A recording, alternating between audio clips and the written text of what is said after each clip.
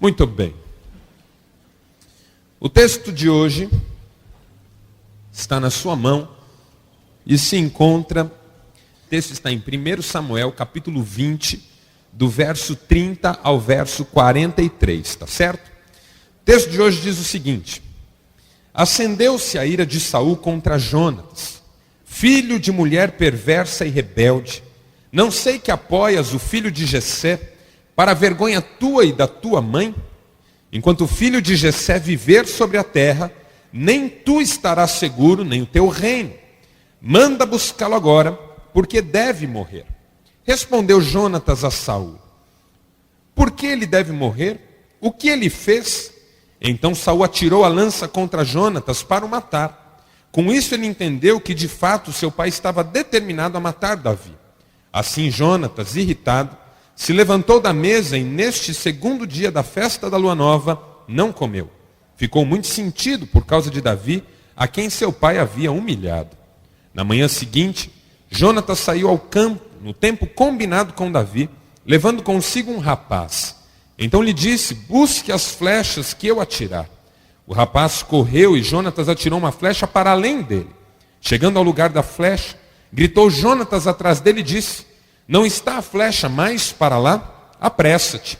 O rapaz apanhou as flechas e voltou até Jonatas. Não entendeu nada, pois só Jonatas e Davi sabiam do combinado.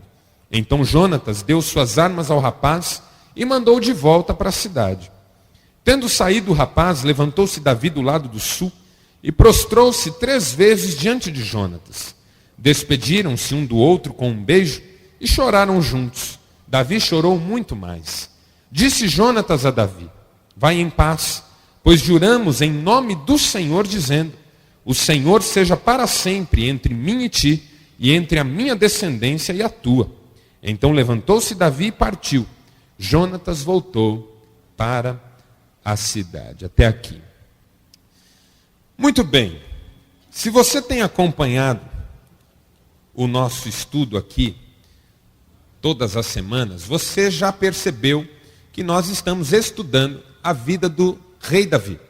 Davi, que foi um homem, segundo a Bíblia, chamado de homem segundo o coração de Deus. Essa é a designação que Davi recebe por causa do seu compromisso com o Senhor. Um homem segundo o coração de Deus. Um homem segundo o coração de Deus é o que nós desejamos ser, o que nós precisamos ser, o que nós devemos ser, para que as nossas vidas sejam uma bênção para a vida das pessoas que convivem conosco e, sobretudo, para que o nosso coração se alegre na certeza de uma vida que faz a diferença e que vale a pena.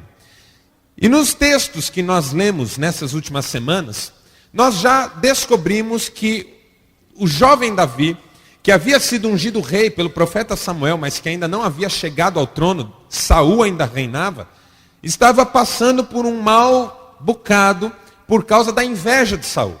Tanto que o tema da nossa reflexão na semana passada foi exatamente inveja. Saul tinha inveja de Davi, porque Davi era próspero nas suas empreitadas, Davi se dava muito bem naquilo que fazia, Deus era com Davi, e porque Saul estava em franca decadência, identificou em Davi a fonte dos seus problemas e a causa de todo o seu mal. De modo que a solução que ele encontrou, a mais fácil, foi matar Davi e eliminá-lo da sua presença. E aí ele começou a investir contra Davi. Na semana passada nós vimos que ele lançou 2 vezes a sua lança contra Davi, no intuito, claro, de matá-lo. E Davi acabou desviando-se e fugindo da presença de Saul. Só que Davi tinha uma amizade muito grande com Jonatas, o filho de Saul. E eles eram amigos muito íntimos. A Bíblia diz que a alma de Jonatas se ligou à alma de Davi, de modo que o amor entre eles era maior do que o amor que eles tinham pelas suas esposas, porque era tamanha a identificação que eles tinham de coração. E um dia, diante de toda essa luta, de toda essa dificuldade que Davi vinha enfrentando em relação a Saul, Davi procurou Jonatas e disse: Jonatas, eu estou com um problema, o seu pai anda querendo me matar. E aí Jonatas ficou surpreso com aquela declaração. Davi, você deve estar enganado. Deve estar entendendo mal alguma coisa. O meu pai precisa de você. O meu pai gosta de você. O meu pai respeita você. Não é possível que ele queira te matar. Mas Davi insiste com Jonatas. Jonatas, seu pai está querendo me matar. E aí conversa vai, conversa vem, eles elaboram um plano. Jonatas está decidido a descobrir se Saul realmente quer matar Davi. E haverá um jantar num determinado dia, e o Jonatas e o Davi bolam um plano. Nesse jantar, o Davi não vai.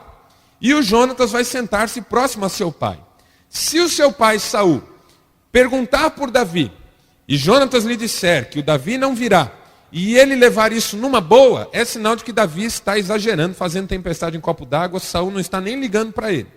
Mas se o Saul ficar irritado, nervoso, reagir mal, então o Jonatas saberá que realmente Davi está correndo risco de vida. E como é que o Jonatas vai avisar o Davi? O plano é o seguinte: o Davi fica escondido atrás de uma pedra no lado sul, onde Jonatas costuma treinar arco e flecha. E aí o Jonatas vai atirar as flechas do modo como o sinal que Davi precisa receber tem que ser dado. Então, se o Jonatas atirar a flecha perto, é sinal de que o Davi pode vir, porque o Saul não está tentando matar o Davi. Mas se o Jonatas atirar a flecha longe, para além de onde o menino costuma ficar, então é sinal que o Davi corre risco de vida. E assim, eles fazem o combinado, e Davi se esconde, e Jonatas vai para o jantar. Chega no dia do jantar, o lugar do Davi está vazio. E no primeiro dia o Saul não fala nada, porque pensa, talvez ele tenha feito alguma coisa impura, e por isso não pode participar do jantar. Só que no segundo dia o lugar do Davi está vazio de novo. E aí Saul pergunta: onde é que está Davi? E o Jonatas diz: olha, eu o liberei para participar de uma festa na casa da família dele lá em Belém. Então ele não vai participar conosco nesses dias. E quando ele fala isso, o Saul fica descontrolado. Como? Onde já se viu? E aí vem o texto que nós lemos nesse fim de tarde. A maneira como Saul reage diante de Jonatas e que faz com que Jonatas perceba que realmente o Saul quer matar Davi. Por que eu quis ler esse texto com você? Porque esse texto fala da única coisa boa que acontece na nossa vida quando nós estamos passando por dificuldades, tribulações, desertos, que é a manifestação das verdadeiras amizades. Hoje o tema da nossa reflexão é a verdadeira amizade. Porque se tem uma coisa que dignifica a vida, que faz com que a vida valha a pena, que faz com que haja alguma alegria nas vitórias e nas derrotas até, é a existência de pessoas que moram no nosso coração, que dividem conosco a carga e que fazem da nossa existência uma existência mais feliz. Perguntaram para Aristóteles o que é que era um amigo. E ele disse: o que é um amigo? É uma alma habitando dois corpos diferentes. Um amigo é uma única alma habitando dois corpos diferentes. Num de seus livros, Eugene Peterson, que é um escritor muito conhecido no meio cristão, disse que a amizade talvez seja um dos aspectos mais subestimados da espiritualidade. E talvez a amizade seja, nas palavras dele, tão importante quanto o jejum e a oração. Porque a amizade verdadeira aproxima mais você de Deus e faz com que você tenha maior coragem na hora de enfrentar os seus problemas. Todo mundo precisa de amigo. Todo mundo precisa de um amigo verdadeiro. Rubem Alves escreveu que um amigo é aquela pessoa cuja simples presença traz alegria, independentemente do que se diga ou faça. Todos nós temos alguém assim. E se não temos, talvez seja a hora de nos tornarmos alguém assim na vida de alguém. E é sobre isso que nós vamos falar nessa tarde. Sobre a verdadeira amizade, que é algo que está tão em decadência na nossa geração. Por quê? Porque a nossa geração se tornou uma geração sexualizada, sensualizada, em que todas as relações apontam finalmente na direção de uma relação sexual. Todos os relacionamentos afetivos na nossa geração só têm valor se puderem desembocar numa experiência sexual. E isso cada vez mais diminui a nossa identidade, prejudica o nosso coração e abate as nossas emoções. Porque nós começamos a nos comportar como bichos. Nós começamos a nos comportar por instinto. E começamos a agir em função dos nossos impulsos mais primitivos. Como Roberto Jefferson diz para o José Dirceu: você desperta em mim os instintos mais primitivos. Uma das coisas mais horrorosas que eu já vi na minha vida. bicho que age por instinto. O ser humano age por princípio. Quando a sociedade de hoje diz assim, você deve seguir os seus instintos, essa é a forma que a sociedade encontra de animalizar você. De tornar você um bicho. Porque seres humanos não seguem instintos, seres humanos seguem princípios, valores, convicções. E os nossos relacionamentos são baseados em outras formas, em outras razões, em outros valores, em outros princípios. Hoje tudo acaba em cama na nossa geração. Você vê os meninos dessa nossa geração, como brigam, como se machucam, como se batem, como se matam. Às vezes para impressionar uma garota, é igual cachorro. Cachorro faz isso. O cachorro, quando tem uma cadela no cio, ele fica feito um desesperado. Se alguém aqui tem uma cadela em casa, a cadela entra no cio, é um desespero. Porque os cachorros se juntam ali na porta, no portão, e latem, e pulam, e arranham, e tentam entrar. E se há muitos cachorros em cima de uma mesma cadela, cedo ou tarde eles brigam. Hoje a nossa juventude às vezes parece bicho. Tem 4, 5 meninos em cima de uma garota, de repente eles começam a brigar. A garota vai embora sozinha e eles ficam lá todos ensanguentados. Não é? Um abraçado no outro, no chão. Então essa nossa sociedade banalizou o valor da amizade. Eu não sei se você já reparou, mas na Bíblia, os relacionamentos conjugais são fundamentais. Mas eles estão em pé de igualdade com relacionamentos de amizade. Sobre os discípulos que andaram com Jesus, por exemplo, não se fala se eles eram casados, quem eram as suas esposas e se eles tinham filhos. Porque na verdade eles andavam com Jesus. E Jesus disse, eu não vos chamo mais servos, eu vos chamo amigos. Porque tudo que eu tenho feito eu vos tenho dado a conhecer. A nossa geração precisa redescobrir o valor da verdadeira amizade. E é isso que o texto de Jonatas e de Davi nos ensina.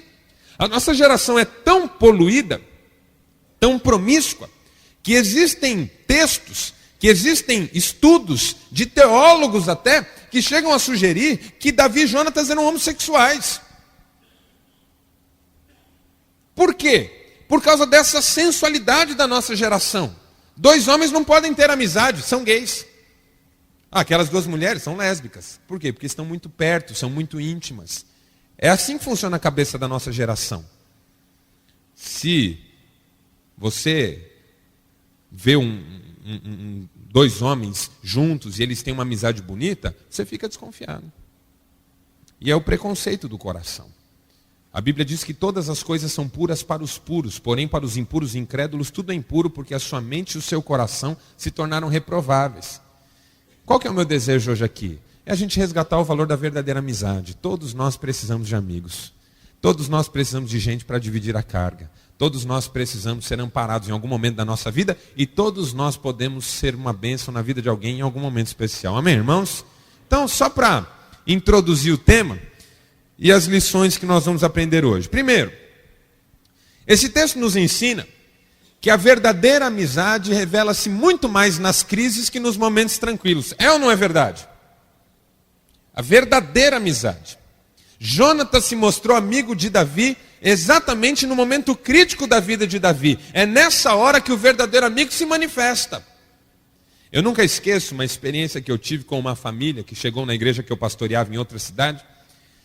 Depois de uma situação financeira muito difícil. O homem trabalhava num grande banco, era gerente, tinha um posto muito alto, ganhava um salário muito alto, fazia muitas festas na sua casa, recebia muitos colegas do trabalho, amigos, pessoas que ele considerava suas amigas. E aí quando ele perdeu o emprego, ele demorou demais para se recolocar. Sabe aquele problema que às vezes você já viveu também? Perde um emprego muito bem remunerado e tem dificuldade em recomeçar um pouco mais de baixo, com um salário um pouco menor, aquela expectativa que fica de você conseguir alguma coisa na mesma posição, com o mesmo ganho. E o tempo foi passando para aquele homem, o coração dele muito endurecido, achando que ele não podia se rebaixar, foi se endividando, o emprego não vinha, de repente ele não tinha dinheiro para mais nada. Cartão estourado, cheques voltando, perdeu o carro, a casa estava começando a ter problemas também, que ele não conseguia pagar as parcelas, a vida dele virou um inferno. E um dia eles vieram me procurar, tanto ele quanto a sua esposa. Por incrível que pareça, A razão pela qual eles estavam mais tristes não era nem a dificuldade financeira, mas era o fato dos amigos terem desaparecido. A mulher falava para mim assim, chorando: pastor, nossos amigos não passam nem na nossa rua mais. Antes era um tal de passar lá, parar, tocar campainha, descer com uma garrafa disso, descer com um prato daquilo, fazer um churrasquinho. Hoje, o telefone não toca. A sensação que a gente tem é que a gente morreu. Talvez você já tenha vivido isso. Talvez você já tenha passado por uma situação dessa. E aí o que é que você descobre? Que os verdadeiros amigos se mostram nessa hora. Que esses momentos que Deus permite que a gente enfrente servem exatamente para filtrar os nossos relacionamentos e mostrar para nós quem é quem na nossa vida. Porque as amizades estão banalizadas na nossa geração. Pega um jovem, seu filho, adolescente, ele tem uma página no Orkut e ele tem 2.644 amigos. 1.728 amigos. Esses dias a minha mulher estava no Orkut dela e ela falou assim: amor, você conhece essa pessoa? E virou o computador para mim. Eu olhei e falei: não. Por quê? Ah, porque está pedindo para ser meu amigo. Eu falei: tô fora. Tô fora, você decide. Não sei quem que é. Está pedindo para ser meu amigo. Como é que é isso? Como é que funciona? Como é que alguém consegue ter 1.000 e tantos amigos? Não consegue. E a verdade é que, se for ver bem, essas pessoas não têm amigo nenhum. Não sai de um quarto, não sai da frente de uma tela, não tem relacionamentos saudáveis, se sentem sozinhas, abatidas, e na hora da dificuldade não tem a quem recorrer. Quando eu fazia faculdade, eu já era cristão e já era caretão, e os meus colegas de classe me elegeram lá para tudo, né? Ah, não convido o Marcelo não, que o Marcelo é crente. Ah, não convido o Marcelo não, porque o Marcelo não gosta dessas coisas. Ah, nós vamos beber uma cerveja, mas não chama o Marcelo não, porque o Marcelo é contra essas coisas. E eles gostavam de brincar comigo, e eu levava numa boa, gostava muito deles, eu sabia que eles gostavam de mim, mas o fato é que eu estava sempre fora das principais rodinhas. E não fazia muita questão mesmo, já namorava a Cristiane, a gente já tinha foco. Então, quando eu podia ter um tempo extra, eu corria na casa dela, porque era muito mais gostoso estar com ela, né? E aí um dia, eu estou em casa, 11 horas da noite, um dos meus amigos de faculdade, dos colegas de faculdade, me telefona. Marcelo, posso ir aí? Eu falei, pode. O que aconteceu? Não, quando eu chegar aí eu te falo. E era o principal articulador das saídas, das festas, das brincadeiras, era aquele que vivia cercado de gente. E quando ele chegou em casa, eu falei, o que aconteceu? Ele disse, Marcelo, meu pai está preso. Eu falei, mas está preso por quê? Porque ele foi levar um carro para um amigo. E a polícia parou ele na estrada, quando abriu o porta-malas, o carro estava cheio de droga. E ele está preso, não tem fiança. E aconteceu agora à tarde, a gente recebeu a notícia, e a primeira pessoa que eu pensei foi em você. E aí nós ficamos conversando, acho que até 1h da manhã, eu falei para o meu pai que eu ia ajudar esse meu amigo, e nós conversamos até 1h da manhã, ele chorou muito, e daquele dia em diante, eu era o único que estava ao lado dele. Todos os demais desapareceram. Não chamavam nem a mim, nem a ele para a cerveja. Nem a mim, nem a ele para as festas. Nem a mim, nem a ele para as alegrias. Por causa da dificuldade que ele estava enfrentando.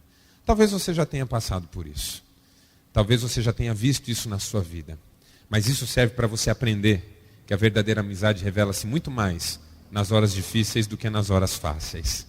Deus usa muitas vezes essa tribulação que você está passando para revelar quem é quem na sua vida. Para colocar uma pessoa dele ao seu lado. Alguém que vai ser uma bênção para o seu coração. E vai ajudar você a sair dessa. Amém, irmãos? E você de repente pode ser essa pessoa na vida de alguém. Porque na hora da dificuldade a tendência das pessoas é sumir. E na hora da coisa boa, aparecer. O verdadeiro amigo inverte essa ordem. Na hora da coisa boa, ele até deixa você mais à vontade. Mas na hora da dificuldade, ele está por perto para ser um ombro amigo, para ser uma pessoa. Às vezes o verdadeiro amigo nem tem como ajudar. Você fala, pastor, mas eu vou lá fazer o quê? Eu não tenho o que fazer por essa pessoa. Não é para você fazer nada. Amigo, como disse Rubem Alves, é aquela pessoa cuja simples presença Eu já devo ter contado aqui o dia que eu estava em casa e recebi um telefonema. Eu já estava pastor e recebi um telefonema do hospital da cidade. Você conhece fulano de tal? Eu disse, conheço. Estudei com ele. Pois ele está aqui internado, sofreu um grave acidente de carro. A sua esposa faleceu na hora. Sua filhinha está muito machucada. Ele está muito machucado. Ele ainda não sabe do falecimento da esposa. E nós perguntamos se ele conhecia alguém na cidade. Ele falou que sabia que você morava aqui. Nós achamos seu telefone e gostaríamos de saber se você não vem para cá falar com ele. Cheguei no hospital, meu amigo do seminário estudou comigo, se formou comigo, deitado numa cama. Ainda não sabia que a sua esposa tinha falecido, que a sua filhinha estava muito machucada e que ele mesmo também estava muito machucado. Eu confesso que foi uma das poucas vezes na minha vida, até então, que eu percebi que eu não tinha o que dizer. Eu sempre fui muito acostumado a falar, mas naquele dia eu não tinha o que dizer. Eu o abracei, contei para ele e nós choramos. Choramos longamente. E eu não tinha o que fazer por ele. Não podia ajudá-lo. Passado algum tempo ele me ligou. Queria me agradecer. Agradecer do quê, irmão? E ele usou essa frase. Você ter ficado lá comigo. Ficado lá. É uma hora difícil que ninguém quer. Eu também não quero. Mas os verdadeiros amigos aparecem nessa hora. Você pode ser um. Você vai encontrar um. E talvez seja por isso que Deus está permitindo que você passe pelo momento difícil. No deserto de Davi, Jonatas era um oásis, porque era um amigo verdadeiro. Segundo, a verdadeira amizade baseia-se em compromisso e fidelidade, não em benefício ou interesse. Veja como Saul tenta argumentar com Jonatas. O argumento de Saul é o seguinte: Jonatas, se Davi continuar vivo sobre a terra, o seu reino estará ameaçado, porque Jonatas era o herdeiro legítimo de Saul e Davi tinha sido ungido rei. Mas na verdadeira amizade essas coisas não importam. Na verdadeira amizade você não pesa prós e contras. Na verdadeira amizade você tem uma relação de compromisso e fidelidade. Por falar em fidelidade, eu trouxe aqui para você, para ler para você, um texto que eu escrevi essa semana e publiquei no boletim da igreja que eu pastorei. Chama Programa Fidelidade. Queria que você prestasse atenção. O cartaz à porta não deixava dúvidas. A cada 10 refeições, uma é de graça. Entrei, pedi um dos pratos da casa. O lugar era agradável e parecia bem limpo. Comi, pedi a conta e fui ao caixa pagar. R$22 tudo, disse a mocinha, depois de somar na calculadora. No débito, por favor. Quer fazer um cartão fidelidade? Quero. É simples, explicou ela. Basta preencher os quadradinhos com 10 carimbos do restaurante e pode fazer uma refeição de graça. Ok, obrigado. Saí pela calçada, passei frente a uma agência de viagens. Muitos cartazes. Buenos Aires, Orlando, Maceió, Natal. Um destino mais atraente que o outro. Abaixo, quase escondido, um adesivo de propaganda da empresa aérea. Sugeria que o candidato a turista se cadastrasse num programa de fidelidade. Com ele, acumularia milhas em voo e poderia viajar de graça para qualquer lugar do país. Interessante. Ao trabalho, já no carro, parei para abastecer. Um desses postos famosos, com bandeira conhecida. Faz propaganda na televisão. Álcool ou gasolina? Perguntou o frentista. Gasolina. Completa? Isso. Posso verificar o óleo e a água? Por favor. Gostaria de fazer o cartão do posto? Cartão? É, cartão fidelidade. Com ele o doutor ganha desconto na hora de encher o tanque. Hoje não, terminei. Fui para o escritório pensando na vida. Estou acostumado ao termo fidelidade. Sou cristão, pastor. Ouço essa palavra desde pequeno. Mas não imaginava que estivesse tão banalizada. Cartão fidelidade? Programa de fidelidade? As pessoas têm noção do que significa ser fiel? Logo incomodei-me ainda mais. Percebi que o desafio da fidelidade nos nossos dias virou uma questão de vantagem. Não depende de valores morais, mas de interesses individuais. Não nasce do desejo por relacionamento, mas da ânsia por recompensa. Se for fiel, receberei benefícios que de outro modo não teria. Simples assim. Acontece que fidelidade é fruto do amor. Quem ama é fiel, mesmo quando não há promessas, mesmo quando não existe ganho algum. Deus não é fiel porque terá vantagens ao final do processo, mas porque não pode negar a si mesmo. Deus é amor. É do amor assumir compromissos e os cumprir. Aquele que ama é nascido de Deus e cumpre toda a lei, diz a Bíblia. Percebi que comer 10 vezes no mesmo lugar não me faz fiel, apenas constante. Assim como mudar de restaurante não me faz infiel, apenas alguém que gosta de variar. Quanto ao meu relacionamento com Deus, aqui sim, almejo fidelidade. Sei que não precisarei de cartões.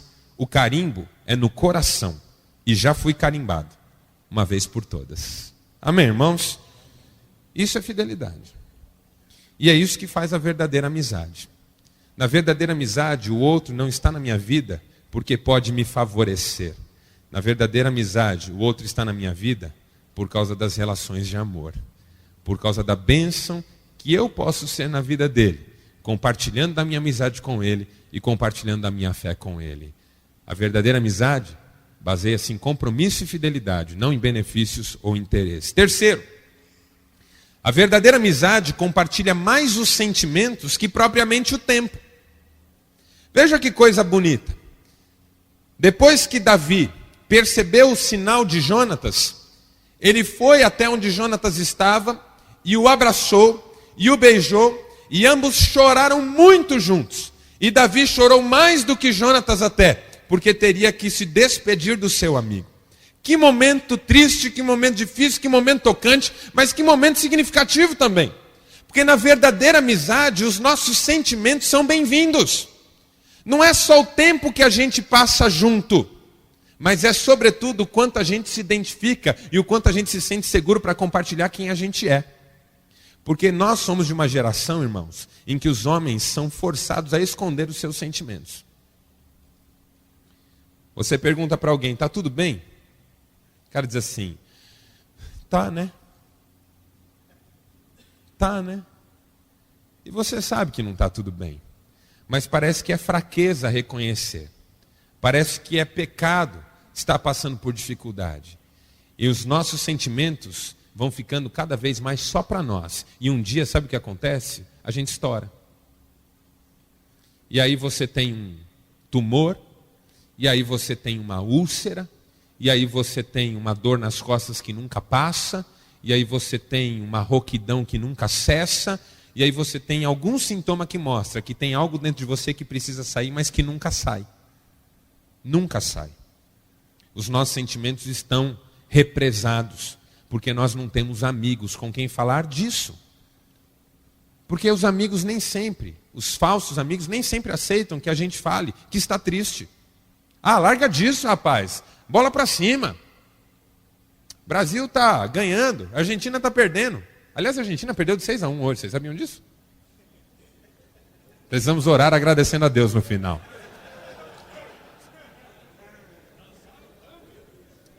Larga a mão, para com isso. Parece que a gente tem que estar sempre para cima, não é?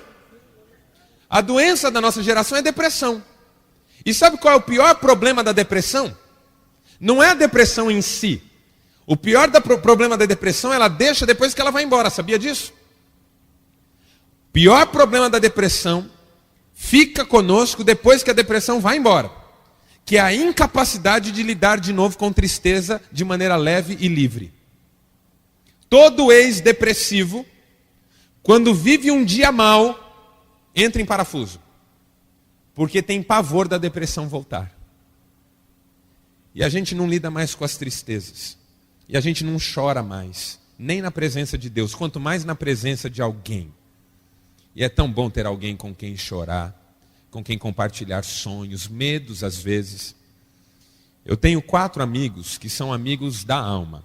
Nós somos amigos desde a adolescência, de um desde a infância praticamente. Quando eu escrevi o meu último livro, na dedicatória eu coloquei o nome deles. São 4 amigos. E um deles é um amigo assim, que além de tudo a gente se identifica no que vai lá dentro.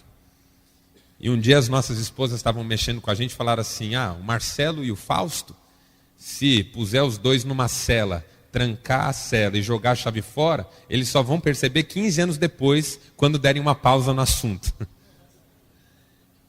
E naquele dia a gente riu, brincou, mas sabe o que é verdade? Com aquele cara eu converso 15 anos. Com aquele cara a gente vai até o final. Se ele precisar de um órgão, o meu órgão está à disposição, seja um rim, seja um fígado, o que for. Se ele precisar de ajuda, eu estou à disposição. E eu sei que o contrário também é verdadeiro. Se eu precisar, ele está à disposição. Nós estamos afastados há muito tempo. Ele mora em Itaí, eu moro aqui em Maringá. Os meus outros amigos moram cada um para um lado também. Um mora em São Paulo, o outro mora em Guarapuava e o outro mora em Marília. Mas a gente sabe que embora nós estejamos afastados e não passemos muito tempo juntos, a nossa amizade é verdadeira. E quando um precisa, o outro está lá. Porque a verdadeira amizade compartilha sentimentos. E quando você encontra alguém para compartilhar o que vai dentro do coração, não tem distância que acabe com essa amizade. Amém? E por último, vou terminar. A verdadeira amizade se fortalece na presença de Deus e não apenas na presença do amigo. Veja como o texto que nós lemos termina. Jonatas olha para Davi e diz assim, Davi, vá em paz. Porque a nossa amizade é alguma coisa que nós temos na presença do Senhor. E o Senhor está entre mim e ti, e entre a minha descendência e a tua descendência, é nele que nós temos essa amizade. Por quê, irmãos? Porque é só Deus que nos capacita a andar uma milha a mais com o amigo, quando ele já está desvanecendo pelo caminho. É o amor de Deus, é o poder de Deus, a presença de Deus, que nos capacita a perdoar o amigo quando ele nos ofende. Porque amigos não são perfeitos. Amigos falham. Você só se decepciona com amigos. Com inimigos você não se decepciona. O inimigo nunca decepciona. Pelo contrário, o inimigo dificilmente atinge a expectativa. Porque o inimigo faz alguma coisa para te prejudicar. E aí depois que ele faz, você diz assim, rapaz, fulano lá tentou me prejudicar, mas graças a Deus nem isso ele sabe fazer direito. O sujeito é um tonto. Olha aí, olha o que ele fez. Parece um burro. Coitado, tenho dó dele, você diz. Inimigo é assim. Inimigo, por mais que se esforce, sempre fica quem? Porque o inimigo que triunfa, triunfa porque matou.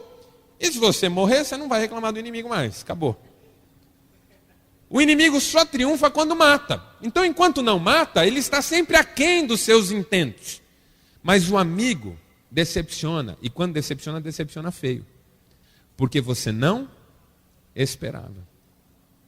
Se você se decepcionou com alguém, é exatamente esse alguém que você tem que perdoar. Você só se decepcionou pelo tanto que esse alguém era importante na sua vida. E essa é a hora de mostrar amor. É na hora triste, é na hora difícil. É na hora em que as coisas complicam. A verdadeira amizade precisa de Deus, porque sem Deus eu não consigo perdoar o cara que me prejudicou, sendo que eu esperava o melhor dele. Sem a presença de Deus, eu não consigo andar uma milha a mais, quando na verdade eu também já estou cansado. Sem a presença de Deus, eu não consigo ajudar verdadeiramente o meu amigo quando ele está em dificuldades, porque eu sei que é Deus quem ajuda. Você entende isso? Por isso, se você quer ter amizades verdadeiras e ser um amigo verdadeiro, você vai precisar muito de Deus. Agostinho de Hipona escreveu nas Confissões que só pode ter amigos que não se percam aqueles que têm como melhor amigo aquele que nunca se perde. Eu vou repetir. Só pode ter amigos que nunca se percam aquele que tem como melhor amigo aquele que nunca se perde. E tem todos os demais amigos nele, na presença dele, com a ajuda dele. É isso que a gente faz aqui toda quarta-feira. Procura a ajuda de Deus para dar conta dos nossos desafios. E Deus nos ajuda. E sempre põe alguém por quem nós vamos agradecer lá na frente, nas horas mais difíceis da nossa vida. Vamos fechar os nossos olhos, vamos orar?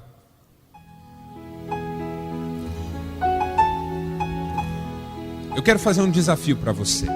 Fique de olhos fechados, cabeça baixa. O meu desafio é simples. Eu quero orar com você. Se você deseja ser amigo de alguém. Talvez você sinta que você anda muito individualista, egoísta. Talvez uma amiga que está precisando muito da sua ajuda é a sua esposa lá em casa. Porque numa sociedade sensualizada como a nossa, mulher é mulher, amigo é amigo. Mas na palavra de Deus, a esposa é a amiga e o marido é o amigo, acima de tudo.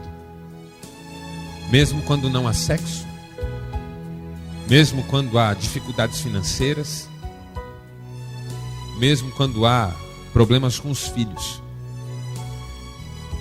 Talvez o seu caso seja de restaurar uma amizade com um filho que precisa tanto de você. Precisa tanto de um amigo em quem confiar. Ele tem colegas, ele tem conhecidos, mas ele não tem um amigo. E talvez os amigos que ele acha que tem estejam levando ele para o mau caminho. E você sabe disso. Talvez você esteja precisando ser amigo de alguém que realmente tem contato com você. E você anda cansado, desanimado. Olha para a pessoa e até sente alguma coisa ruim em relação a ela. Você está precisando de força, da força de Deus, para ser um amigo para todas as horas. Mas eu também quero orar com você que tem um amigo. Um amigo que você ama, que é parceiro, a alma está ligada. É alguém que já te abençoou muitas vezes e que você também já abençoou muitas vezes. E nós vamos orar pelo seu amigo também, mas além de orar, e esse é o desafio que eu quero fazer, eu queria que você, ao sair daqui hoje, dissesse isso para o seu amigo. Dissesse para esse amigo do coração como ele é importante na sua vida. Talvez para a esposa que está precisando ouvir isso, e há tempos que ela não ouve da sua boca o quanto ela é importante para você. Talvez o filho que há muito tempo não ouça da sua boca que você o ama, que ele é especial na sua vida, que você quer que ele conte com você. Talvez a maior doença da nossa geração seja o isolamento. Hoje nós vivemos num mundo em que uma pessoa morre no seu apartamento e o seu corpo é descoberto uma semana depois por causa do cheiro e não porque alguém sentiu falta. Eu não quero isso para mim. Você não quer isso para você.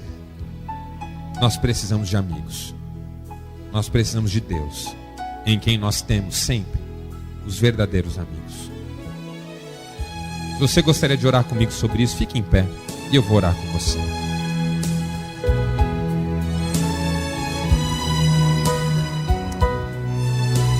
Pai amado, muito obrigado por esse texto tão maravilhoso que nós lemos hoje. Ele não fala de grandes sucessos, ele não fala de grandes vitórias, ele não fala de grandes saídas, mas ele fala daquele oásis que a gente só descobre no meio dos nossos desertos, que é a verdadeira amizade. E eu quero orar nessa tarde, ó Deus, final de tarde, começo de noite, pelas nossas amizades. Dá-nos, ó Deus, construir amizades profundas, verdadeiras, abençoadoras. Livra-nos das barreiras de inimizade, do ódio, do rancor, da mágoa, da decepção. Ajuda-nos a sermos amigos de quem precisa de nós e a termos amigos na nossa hora difícil. Abençoa as amizades aqui hoje, Pai. Hoje há pessoas aqui que foram trazidas por amigos. Gente que insiste há meses para que a pessoa venha, pelo tanto que essa pessoa é especial. Meu Deus, fortalece essas amizades, que sejam amizades no Senhor, não no tempo de convívio, não na história comum, não em função das pessoas que conhecem juntamente, mas que as amizades aqui se fortaleçam no Senhor, porque o Senhor nos ajuda quando nós não temos nenhum recurso do qual lançar mão. Obrigado por essa noite, Pai. Fica conosco, abençoa as nossas vidas e dá-nos sair daqui e dizermos para as pessoas que realmente são importantes para nós o quanto nós as valorizamos e o quanto nós queremos estar